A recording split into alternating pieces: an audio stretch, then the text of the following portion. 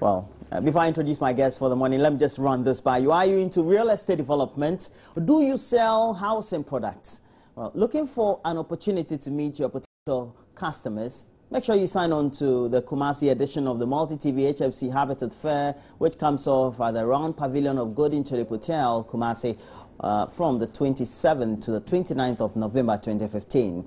To make sure you exhibit your housing products and services, please contact the following numbers: 0540 106344, 050 111 945, or 0242 737631. Remember, 2015 Habitat Fair Kumasi is under the theme Affordable Housing and Renewable Energy. Habitat Fair 2015 Kumasi is brought to you by HFC Possible Together, City Realty. Fair and affordable housing is a basic right for all. Noble Realty, own a noble property today. Multi-TV, just thrills. Well, I'm proud of being a trendsetter, and I help students change for the better. I also train a youth football team in my community or neighborhood. But what makes you stand out? It's not as if it's just a normal question, because what are you doing to also make a difference in your community? And the Hero Mobile is touring Ghana. DW and Joy News, they are looking for local heroes just like you and myself. I consider myself as a hero as well. And so make sure you catch the Hero Mobile crew as we come to your neighborhood. And we will be at the following areas: Teshi Tree Blow, live with Screwface, at the Methodist Park on the 23rd of October, and we'll also be live with Gasmela Labadi Nativity Presby School. Many of you know that very school, and that will be on the 24th of October 2015. And so make sure you come rock with these artists, namely VVIP, Gasmela, Screwface, and Korkese. Do make sure you come and share your story and let us celebrate you. The Hero Mobile is brought to you by Joy News and DW, Global Insight for Local Heroes. Now, my guest for the morning, Victor Kojogan Dawudu. Many of you know him very well. He's a legal practitioner as well, but also a member of the NDC's legal team, and from the election petition from 2013, you know him, always on TV. Has been on TV since then, as always. How are you? I'm doing well. All right. And your party decided to boycott the forum, which would have at least dialogue among the political parties and the other state actors, or non-state actors, so to speak, the concerns that the NPP and the other civil society and political party groupings have about the current voters register. Why do you decide to boycott? I don't think... good morning, viewers, and good morning to all. I don't think that it was just a deliberate, or somebody takes a decision and says that I'm boycotting a platform that has been offered to ventilate issues or to dialogue. I think that the party actually confirmed participation in this dialogue at the platform. But that in a party, you know, people take decision, and it is the executives and others that take decision. It's upon deliberation. It came only on the eve of the lesson that the party was not going to take part in the deliberation, the discussion, that platform. I was actually billed to be also there, but... You were billed to? Were you there to speak on behalf of the NDC as well? No, not to speak on behalf of the NDC. Just to participate, but I couldn't make it. So the party had accepted the invitation? The party accepted the invitation. But later on thought that... Later on, I believe that when discussions were had among the leading members or the executives, they felt that the Constitution grants EC I think that territory, or grants them that power that they should organize when it comes to any issues. And they also felt, the party felt that because IEA was a member of the Ghana political program and other things, and they have submitted some proposals to Electoral Commission. That's the Ghana political program. Party program. Okay. So, and IEA being part of it, I think they were thinking it will be superfluous, even when EC is also going to organize the program on the 29th of... So that's the decision. I believe that a lot of thinking went to the decision before the press release came. So it would have not been so much. It would have been just if we add more meat does not spoil the broth.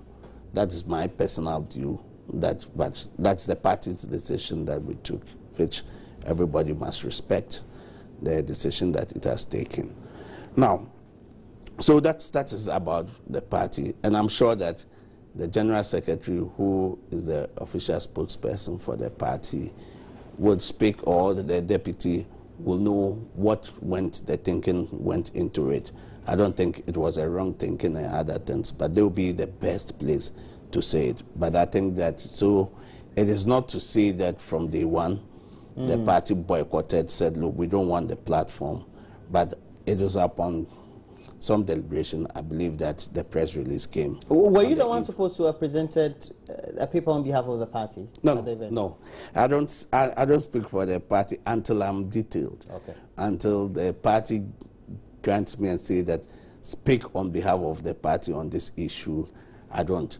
But I can speak in my capacity as a lawyer if I have knowledge based on that, then, or a resource person. That's what I do. We know the genesis of all this is a press conference that was convened and addressed by the vice presidential candidate of the MPP, Dr. Mahmoud Bawumia. And at that very forum, and extensively as debated in the media, is the data or the materials that were shown to the media, and later on also broadcast on various media as well, purporting that there were Ghanaians logically around the border areas in the Volta region. I mean, physically, that's what they showed first, and they claim it's 10% of it, in excess of some 70,000 people who have names in Ghana's register, who have names in Togolese register. I mean, from where I sit, that's as illegal as it can get. At what point do we have to say these are realistic data, and so we need to take cognizance of them? Roland, I think that the first issue, when you take register, you said you have compiled the register, compare it with the Togo register, and you have seen some facial recognition. You know, when it comes to biometric registers, there are two technologies. You have the facial recognition technology, and you have the fingerprint technology. You cannot use one technology to validate the other, right? I get your point. Yes, so what the register was done with the 2012 register is the fingerprint biometric, which a photograph is also taken. This is just a minor point when it comes to this issue. We are in a country that the country has granted dual citizenship. It confers dual citizenship on some citizens. Have we checked whether people who live along the border, you can go to Aflao, the paramount chief has his jurisdiction even in Kujovia Kope, which is Togo. In the Republic of Togo. Yes. He has. Traditionally? I'm telling you, traditionally. But it's just that among the Francophone, they do not really deal with chieftaincy so much. They would rather want to appoint. So if they appoint, that person will be a caretaker for the paramount chief of Aflao. He has his relations people in Aflao. Right through, if you go to Leklebi, Hohwe, even you go to Upper East, you go to Boku, Sankase, you come to Upper West, there is Hamile, where you find the Dagabas. Even in Hamile in Burkina Faso, you find the lobbies among the Badri Dam, and they are in Cote d'Ivoire. Barry, you come to Togo in the Upper West region, you come to Boli, even from Boli Sola, you still get to, you find some lobbies getting into Cote d'Ivoire. You come to Sampa in Brong Ahafo region. So even in Nzima, when you go to Beni, there's a village in the El Jomoro district. Yeah. I know that. You know those places. They even more participate in the election of Cote d'Ivoire. You see, they wear their t-shirts more because the first point. And actually, I remember when I was back reporting actively, I had gone to do, I think the road of Ilubu was bad. So I had veered into the border areas. And And Ghanaians were farming in Cote d'Ivoire, so to speak. Yeah. But that's not a justification. No, that's not a justification. I'm just making a point. So, now, if you look at the social origin, the relation, when siblings are living on the borders, you have conferred dual citizenship. Now, you need to find out whether those people are citizens of Ghana. What is the basic criteria or requirement to have citizenship? What's the basic criteria? It should be by birth. By birth. 2, one of your parents should be a Ghanaian, or one of your grandparents should be a Ghanaian. So if I have a grandparent who is a Togolese, right, or a Ghanaian, the person is a Togolese, has a grandparent who is, can he get dual citizenship? These are things. In other words, can that person vote? Because you need to be identified as a citizen. Yes. So once you identify as a citizen, logically, you can logically, if that person is identified and he has a relation, he's a citizen, that's the first criteria. So if you identify as a citizen, then you can register. When you register, then you can vote. Now, looking at that, there is no law which says that citizens of dual countries cannot vote. We need to look at that. Those are the things that we haven't looked at. Now, even if you look at what has been shown, it was only the facial visuals that were shown. It doesn't show the electoral or polling station where the people are.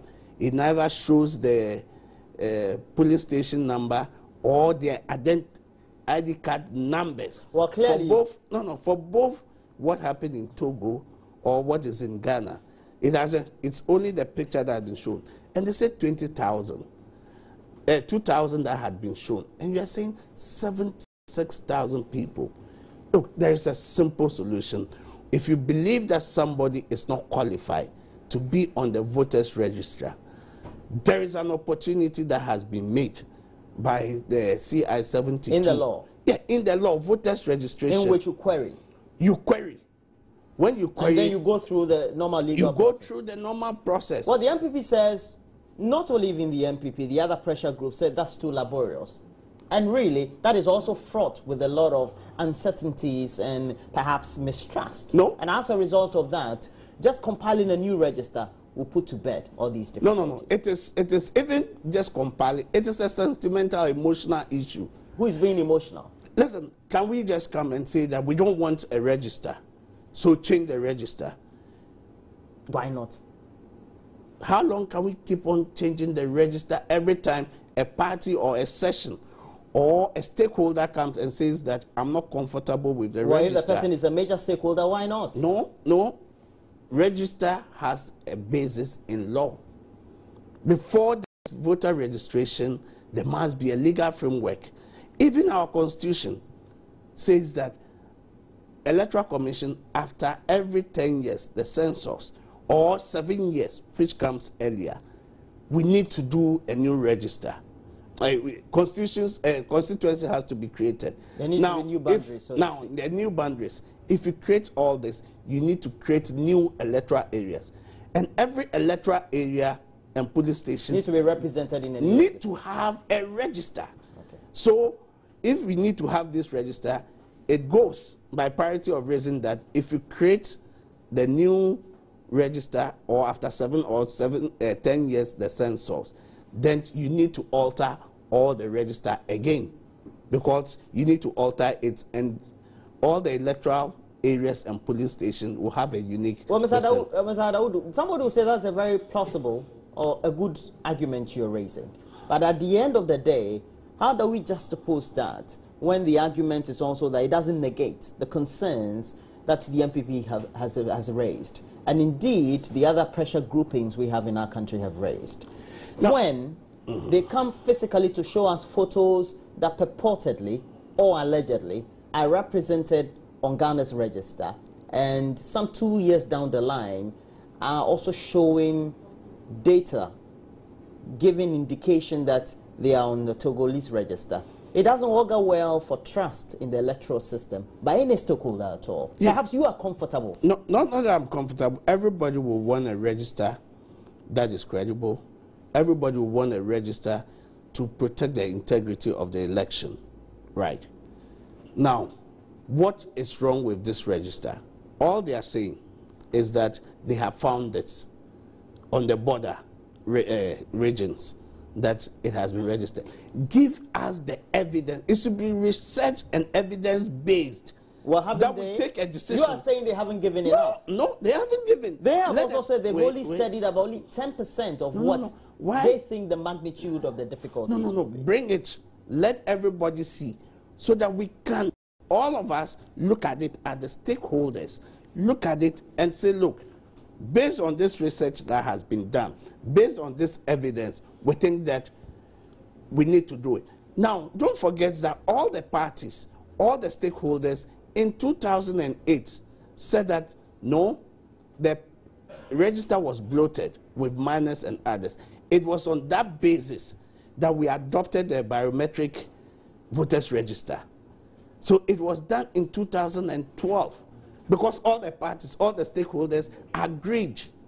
Now, the biometric was to curb issues of multiple voting and duplicates. You know, you register all over. That was the essence, and have the security, integrity of the place. It was based on this register that we went to court, the election, where the opposition, the MPP, was saying that, listen, declare our candidate as the one who was validly elected. He never, nowhere in the Supreme Court or anything, anybody raised issue and said that the voters register was not credible. Nowhere. The judgment, I have it. If you look at the special, there was nowhere. Well, we've all read through the judgment. Yes, well, I may not have read it with the legal eye, so to speak. You may have and done the necessary interpretation. But there was nowhere. But there were indications within the processes or proceedings of court that also gave a likelihood that perhaps the Electoral Commission was not too transparent with the numbers they said as in proportionally in representation that were in the register. For example, those who are supposed to be registering from foreign missions because they're Ghanaians and have been placed there, etc., the numbers just didn't add up. Yeah, the numbers didn't add up. So what did the Supreme Court suggest? His Lordship Atuguba, His Lordship Jones, they suggested reforms. The reforms that they suggested was that there should be a timetable. You know, all the reforms that has been suggested, there was nowhere the reform ever said that we should change the register. The reform never, none, ever said we should change the register. The second reason why the NPP is asking that the register should be changed is that they believe that people register with the National Health Insurance card. Right. Which is true. It's true. Very much true. Yeah, wait, hold on. It is true. It is true that that was why the Supreme Court, in its own wisdom, shot that provision that to identify somebody as a citizen, we should not be used. The Supreme Court said that on the National Health Insurance card, it is only the name and the face. It doesn't tell you about the biodata of the person. It doesn't tell you about his age. It doesn't tell you where he comes from. Unlike the voter's ID card, that will tell you your name, where you come from, that will tell you the age. So that was the reason it was shot. Now, they never even brought any number and said that this is the number of people who use National Health Insurance card to register, right? So this is the number we believe it is on. So you just don't come and say that because the Supreme Court shuts that down, everything should be changed. There is no law. There is no law, or the court did not say that change the register because the National Health Insurance. They also went and said that the existing, you know, when you look at the criteria for identification, it talks about the existing voters register or existing voters ID card. The reason why that was put there, the existing, was that because we were going for biometric. So if it presupposes that if you had an old ID card, then you can use that for identification purpose, and the biometric, you can be captured. In that same case, they asked that that should be, and the court said no, because it's a prima facie that the person who has registered, because we're transiting to biometric, if he brings that, then you can accept it. So it was proper. But it doesn't hold the view that because when you bring it, you have already registered, so you can't come register again. It was just for identification purposes. So if you read that properly, the recommendation the Supreme Court even made was that all the departments should liaise so that we can have the national identity card.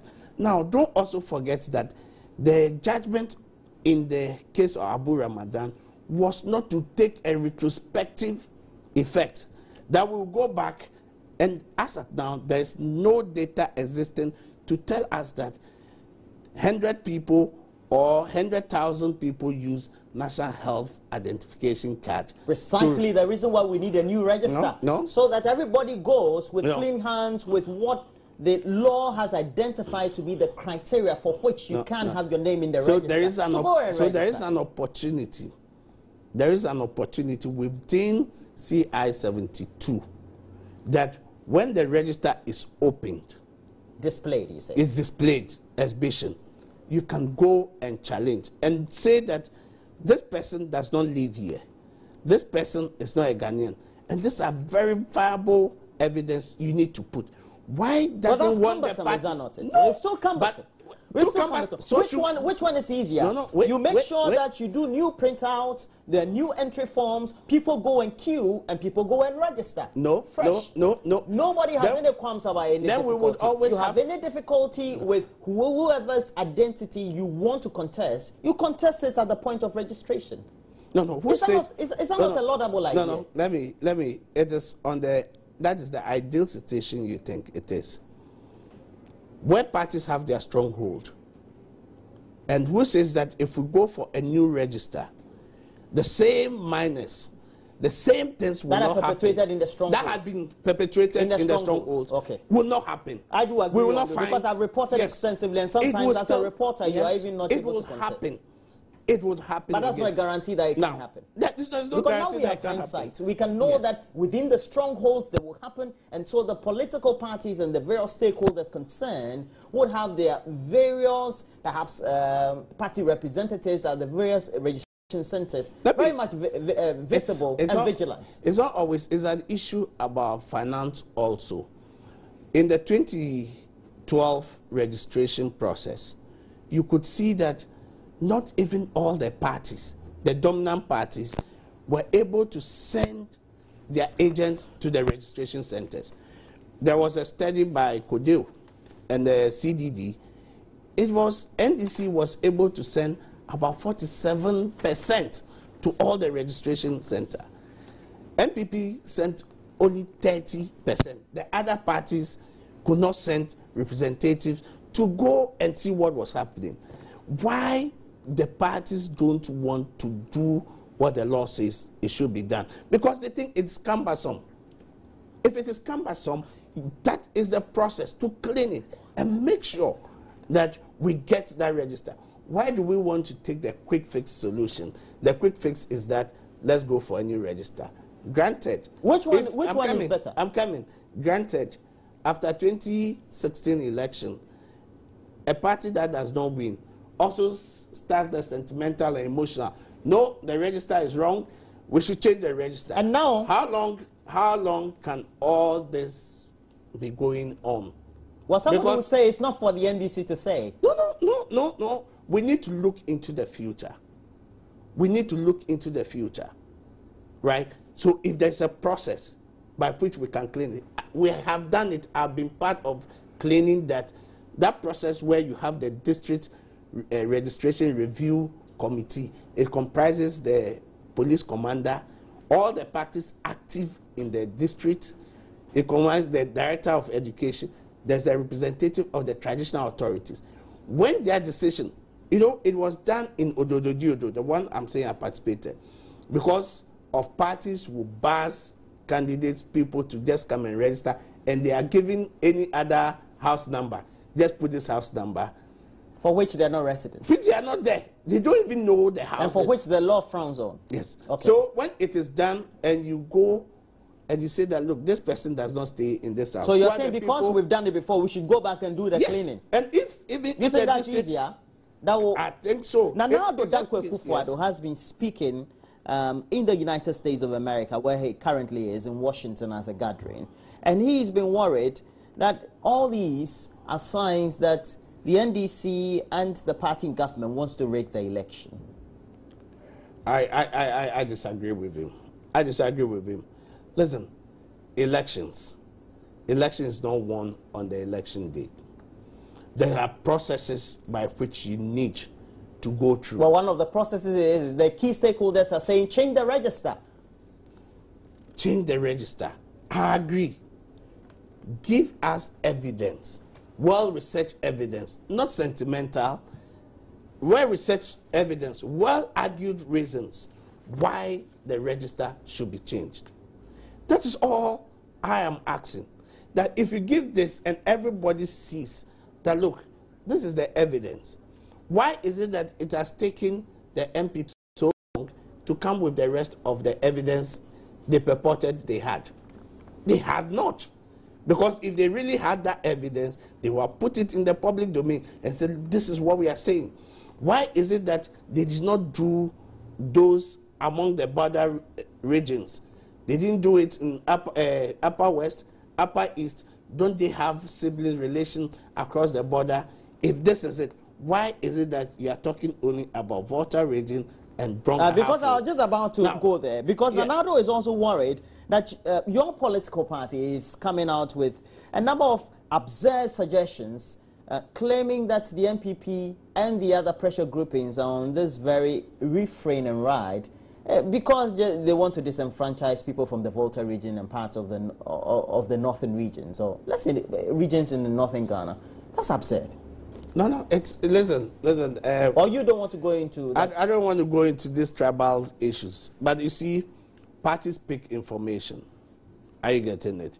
And it will be naive to say that the MPP stronghold, everybody knows, is the Ashanti region. Everybody knows that the NDC stronghold is the Volta region. Right. Now, should it be that one of the laws for a voter register to be credible and the integrity to be preserved is to make sure that everybody is given free access? There's no impediment or obstacle for the person to register. So will I say, because I come from the Volta region, any other ethnic group that lives in the Volta region, we will not allow that person to register? No, it's a big no. So far as the person is a citizen, he should be made to register, right? So whether the person is living in the Republic of Togo? That is why, listen, you see, if you watch the NDC, its votes, it's been appreciating in the Ashanti region because they have seen that, look, we need to do more work. We need to put more vigilance, put people there to make sure that we get it. Why wouldn't the MPP also do that in the Volta region? You see, it is the volume of work that the parties would have to do and the resource. That is why I believe that the parties do not want to go through that process and say it's laborious. So everybody, let's sing the song that we want a new register. All I'm asking for is give us the justification. The National Health Insurance, I've told you about that one, what the court has said, right? I've told you about the citizenship when it comes to the border, and you have an opportunity to challenge. Roland, the interesting thing is that even the Togo's register was prepared in 2014. 2 years yes, after ours. So your argument is? So could it be said that it was people from Ghana that went and registered in Togo? So you're saying it's rather the opposition parties in Togo who should be raising some of the concerns that the MPP is raising? You see, these are things that we need to look into. Because the same names, the same people, a register that was compiled 2 years ahead, same name and same people are being found on a register that was compiled in 2014. Much has to be looked at. It is not just about putting a picture without the details, the fine details, the polling station number, the person's ID, that we can look at it. By facial recognition, you say that... Your political party claims that the Christian Council, which we know is a body that has always been very much vociferous on issues for decades, as far as they hinge on the political dispensation of our country, should have its hands off on this very subject. And also on the subject of how well the Electoral Commission will perform on this or not. No. I mean, you're just putting excessive pressure on the EC and the Christian Council and the other groupings who seem to be in support with the pressure groups as well as the MPP and the other political parties. Is that not the case? Roland, I've just stuck to the same point. Yes, I agree that when it comes to public opinion, majority opinion wins, takes the day. Doesn't mean that the majority's opinion is the right every time. It is not so. If Christian Council, I don't think that the party has officially come and said that Christian Council off. No. Well, we've heard severally from your communicators. From our communicators. Yes. Yeah, the fact that somebody communicates does not mean that that is the official position of the party. I don't think the party would say that the Christian Council should not speak on this issue. They are citizens. Everybody is a citizen. It is the only way we can participate in the civic life of the nation. That is where we can prefer ideas. But what I'm saying is that let's have well-researched, well-reasoned, well-thought-out evidence. Show it. I believe that if this is shown, everybody who says it will say that, look, we need to do something. Don't forget that all the parties have agreed that if there's a problem, there are flaws with the register, let's clean it. The divergent view now is that let's have a new one, let's shed off this one. Don't also forget that the biometric, we have used it for only once. And so? Now, if we've used it for once, we say we want a new biometric. Are we going for a new one, or we are going for the manual, the old one that we'll definitely go for a new one that is a better upgrade on what we have. What makes it a better upgrade? Let me just run this by you. Nanado again, during his tour, you know, currently he's been moving from Europe, now he's in the United States. You don't know that, but let me just tell you this. He's quoted here saying, in one of the reports in the press, all the pieces are in place for a rigged election. As Africans, we have witnessed election-related violence tear countries apart. We know what we risk should these problems not be resolved. I mean, clearly, he's indicating there could be chaos. The hope is that the global community takes notice and urges change before the elections, rather than looking back at the 2016 election, shaking their heads and asking, how did this happen? We are telling you exactly how it's going to happen. And he told the gathering of various think tank leaders and the international community in Washington in the United States that your government is putting in place the arsenals to rig the election. Yes, he's putting the arsenals. Did he mention what has been put in place? One of them was the concerns they have about the voters' register, for which adamantly you have also petitioned or sent a proposal to the Electoral Commission defending why it should not be changed, but rather you need auditing and inputs. Is that what you say? Yes, I think that even that the independent body should go into it with the IT experts to look at the register. Now, if he makes a blanket statement, things are being put in place for the rigging of election. What are the things that are being done? You see, let us not for example, your government won't allow protesters to go on the streets and go petition the Electoral Commission, for example. And as a result of that, state police will have to beat them up. Some of them maimed and having a lot of injuries. It's unfortunate that happened. However, we must keep to what we say. We must keep to principles. Are you getting? Let me deal with Nana first, and I'll come to that. This is the very register you wanted to be declared the president. This is the very register upon which you went to court.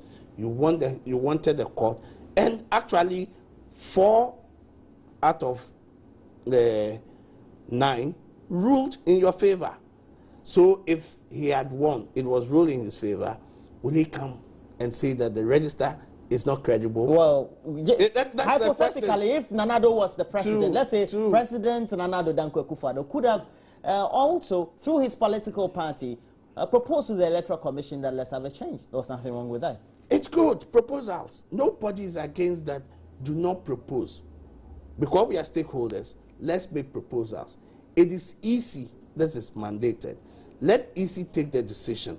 If EC take a decision where we think that it's a wrong decision, there are avenues. We have the inter-party IPAC over there that political parties and the stakeholders have.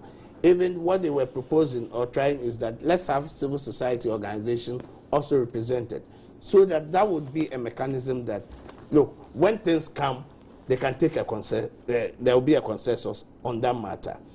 Now, so if you're saying things are being put in place, what are the things that are being put in place? Let us know. Let us discuss it. You don't just make a blanket statement and say that because your wishes were not acceded to, it is not. Let me give you a typical example. When the appointment of EC, the Electoral Commissioner or the chairperson came, the law prescribes a particular mode for it to be done. What did we hear all the other stakeholders or the parties saying? That there should be consultation, they should have an independent body, which is unconstitutional to what the Constitution says. That should be the process. Now, because that was not heeded to, we have lost confidence in the Electoral Commission. Is that so? Because what you requested for, you did not get it. You did not get through to it. You have lost confidence. It is not credible. No. We can't bastardize the institution. That's why the law says that if EC takes a decision in Article 51, and even you are not happy, any group is not happy, they will go to court and there will be an election tribunal. Even that, they are subject to the Constitution. And for me, it was a fine opportunity that, look, if EC does something and it is not the right thing, you can go and it is the court that would say, EC, you are wrong. The same court has said clearly that nobody can influence or under the control or authority direct the EC. And you know, there are plethora of examples. There was a paper that was done by CDD, the Professor Bodi. Professor. Yeah, because when the Electoral Commission started, you know, members were from the INEC, and you know, it transited from the, even in 1996 getting to when the government wanted to fix the date for the election, the EC said no, they were going to fix the election. You know, that's how they have metamorphosed into the institution which they are now. In 2000, the EC, those days, it was the Attorney General that used to represent the Electoral Commission when cases. From 2000, they departed. They have their own lawyers who do all this. So if you think EC is doing something which is not right, there are mechanisms. Why don't we want to employ So you this? think that they are putting excessive pressure on the Electoral Commission? I think so. For which the Constitution says it has sacrosanct powers? It's not sacrosanct. Okay. They are subject to the Constitution. So if you think that they are doing something wrong, you go for an interpretation. You go and say that they should be compelled to do it. They are. We need to learn how to go by this because the law will stay with us. So first, we have decided as a nation that we want to enjoy constitutional democracy. We cannot do things which... So now your political party is the utmost proponent of the rule of law. Is that what you're saying? It's not utmost proponent of the rule of law. What I'm saying is that... Dankwa Akufo-Addo is also worried that your government has so far mismanaged the economy that the debt levels of our country has reached a certain precipice to the level that now has become more ungovernable, to even the point that your finance minister, Setepe, is now mounting a strong defense on government strategy to manage the worrying debt crisis. Let me just run this by you. Perhaps you may not know. 70% is where we have reached debt to GDP ratio. As far as the IMF and the World Bank is concerned, that's a threshold for which we're bordering on HIPIC levels. Now, if you say the economy has been mismanaged... Well, that's what the opposition said. I didn't say that. I'm quoting from the opposition. That is the view. Listen, Roland. It's not view. We have realistic figures that showing that we have a rising debt stock. We have a rising debt stock. The fact that we have a rising debt stock does not mean that the economy is being mismanaged. Listen, when you take loan, it depends on what you use the money for. Here you are. You take soft loan from your friends or your bank. Currently? I do. Are you asking me? Yeah, everybody does. It's in excess of 30%. I can't take a domestic loan. Really. Yeah. Now, so the loan, what is it being used for? How will this money be used to pay recurrent expenditure money? If the loans that are being taken that are being mismanaged, it is in place. You can say that, look, we've had challenges with statutory payments, which nobody denies that there have been those challenges. Nobody has denied that, look, the IMF has come. It has brought its prescriptions, the way we need to do things, fiscal policy, so that the country gets back to its normal pedestal. These are challenges that we are going through.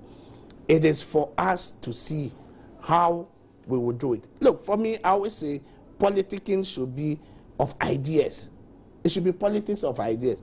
Listen, what are the alternatives? Bring on board the alternatives, how it could be done. But where we just come and say it's been mismanaged, give us the alternative. Oh, the MPP is worried. Not only the MPP, yes, it's the whole nation. Because everything, when I go to the market, nobody says that this is an NDC man in the market, so they sell at different prices. You are just a normal person going to buy. I buy. Are you getting and so the finance minister has been defending the concerns, even not only the World Bank, but even the IMF has been raising about the increasing debt levels and the level of expenditure. And he's quoted here as saying, because you were speaking to Joy FM, it is up to us as Ghanaians to prove the IMF wrong. Nobody will know what he means by that, but he continues by saying the countries in the world that have proven the IMF wrong, it is up to us to say that we cannot continue borrowing for commercial projects. Give it to SOEs as state-owned enterprises and they don't pay back. Now it is how you end up at 70%. That is how also you end up at 75%. And so the whole experience is we're going to have MMDAs and other state institutions go and borrow on their own. Yep. So let's say take a district assembly like, which district assembly can I? Let's say KMA. Or let's take Ashaiman. Yeah. And that's where I grew up. Yeah. And so they borrow on their books. They borrow on their books. So their revenue. So they amortize the payment over a period. They will amortize. So it's not on central government. It's not going to be. So if it's a road for which they borrowed to build, they toll the road, so to speak. I mean, just logically. It's a modality we need to look at. I think that the model we have been operating has been seen not to be feasible anymore, where government will borrow for the state institutions to operate, where the leadership at the state institution knows that it's a government that has borrowed the money, government will pay. Now, I think the responsibility is being shifted on the state institution itself. If you borrow the money, you make sure you pay the money. Now, I believe that the way we had been doing things has created some challenges and problems for us. And I think that's one of the reasons why the debt management strategy had been put in place to see how we manage our debt. I think it is important. For me, it's not an issue about the NDC or MPP. When it comes to issue of economy, it affects all. So it should be an apolitical thing. Yes, we need to, because it affects all. It affects our children. It affects us. If we travel now to the villages, right, we can have the statistics, but you can see poverty staring the face of people. Those are the things that we need to do. Government's biggest responsibility. And that's where the accusation comes for your government. The government has not been spending right, has not been spending in areas for which we're going to have a lot more circulating liquidity. Roland, if you can going to borrow to build roads, going to borrow to build other social projects that don't when there are challenges, give us anything in return. Yes, when there are challenges, you make sure that what is the remote cause of that challenge, what created that hole, until we seal that hole. And you want to borrow and continue and be doing spending for people to see that we are spending, and that hole is there will be a leakage. What I believe the government is trying to do is to make sure that all these holes that have been created is sealed. It has not been the doing of only one government. It has been successive, especially when you look at borrowing for state enterprises to use. It's become a norm, it was a norm. We need to change that. And until we are able to seal those holes, we will still have the leakages trickling. You know, there's an issue of austere measures or let's spend.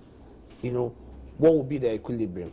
That's what I think that the government should be What would you advise the government to do next year? Because it's a year for which all the election periods we've had over the years since 1992, we've spent excessively. And so there's an onward trend of a ripple effect a year after the election. Yeah, because government will need to look good. For example, the president had been visiting somewhere in Sunyani, and the chief says that his dream of getting 80% in the area would come to pass. The chief's name is Nana Bosoma Aso Nkwari. Yeah.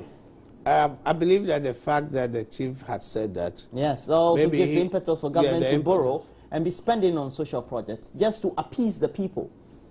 And that's what the MPP and the other think tanks and the critics of government expenditure say. It's non-prioritized expenditure. So, Roland, do you believe that these projects that are being done in the rural areas or in the communities, are they white elephants? No, they are not. They are needed. They are needed. Yes, but they are amenities. They are amenities that will improve the standard of life. Well, I agree with you.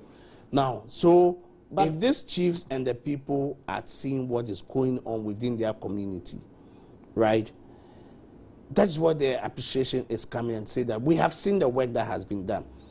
My dad always tells me something and says that, look, the mere fact that you are hungry, Roland, the mere fact that you are hungry does not mean that you should eat with both hands. It's for people to see that I'm hungry, so I'm eating with both hands. You eat with one hand. It is from one stage to other. If we are looking at the priorities, should we provide the amenities that it would improve standard of living, or we spend at other places that people will have the money in their pocket? You know, these are issues that you look at the transactional cost, opportunity cost. That is why the accusation is on your government. So definitely... That you like spending in areas, in particular rural areas, that will make your government look good. Because, you see, if there are social amenities in the rural areas, you will even see the end of this urban-rural drift. Because there will be amenities, there will be electricity, all these things are being put in place.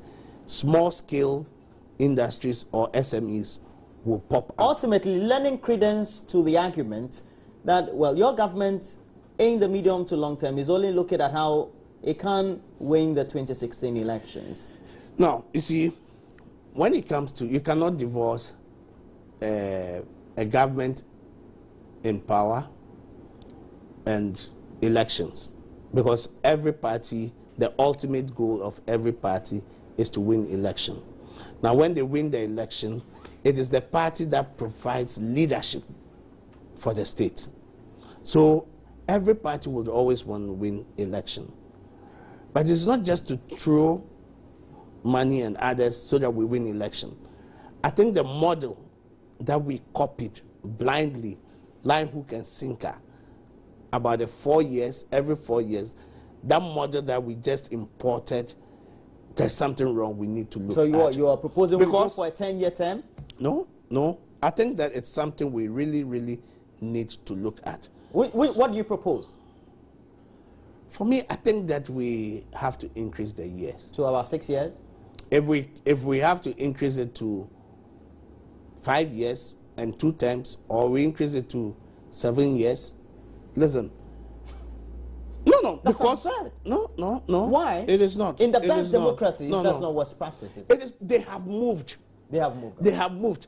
Look, in their pattern of development. Yes, in their pattern of development. If you travel outside this country, what you have to eat, the survival needs, they are not a problem to them. What they suffer over there is stress, how you have to go and work. But here, in the morning, you are thinking of what I will eat. The next meal, you don't know where the next meal is coming from. It's because they have been able to meet the survival needs of their citizens. So nobody really cares about it and say, look, I want to be here in politics so that I can have some recompense. When my party comes in, I'll be put somewhere to work. I get it. The levels have been, until we put in mechanism and critically look at the model. If not, we would always, all parties will be thinking of the 4th year will be election. What can we do? Against the long-term planning, that this is where we want to be in 10 years. This is where we want to be in 20 years. So, because you just come in after election, you are putting a government. The moment the government has been put, first year is gone. So second year, you have only second. The 3rd year, you are looking at the next election. So there's a model. It's a model we need to critically look at. The model also is which society is not also ready for, is that can the institutions, political parties, be financed by the state? And if it is financed by the state, so that when we have this, they are also active. Yes, when it is financed by the state, because some of the parties then we can now audit the parties. Because some of the parties can't survive if we have to go on this very trajectory. Because you, the political parties, have decided to embark on this whole policy of winner takes all. You don't include any social capital or the skill of whoever is in the next political party. Once that person is not in your fold.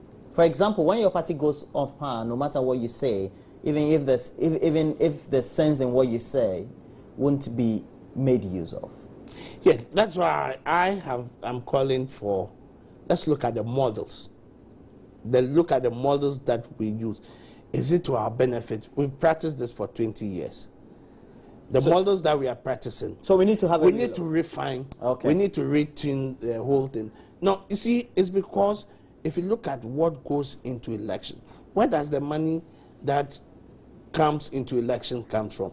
Look, the law also imposes duties on political parties.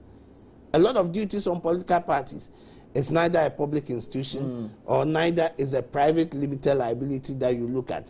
And there are a lot of things that we need to look Well, thank you very much. We've been speaking to Victor Kojoga Adawudu. He's a legal practitioner, but also a member of the NDC, the NDC's legal team. For many of you who follow through the live proceedings of the 2013 Supreme Court election petition, you know that he's one of the spokespeople, key spokespeople for the NDC as well. He's represented me in court before, so I know he's a good man. Thanks for joining me. It's a pleasure, you would have made a fine MP. Why didn't you contest in one of them, or perhaps the next time? There are several ways you can serve your people. All right. And I think that I'll serve my people at any time. No worry. We know the policy, and that's how they start. That's a cautious statement. Thanks for joining me, Victor. It's a pleasure. All right. Well,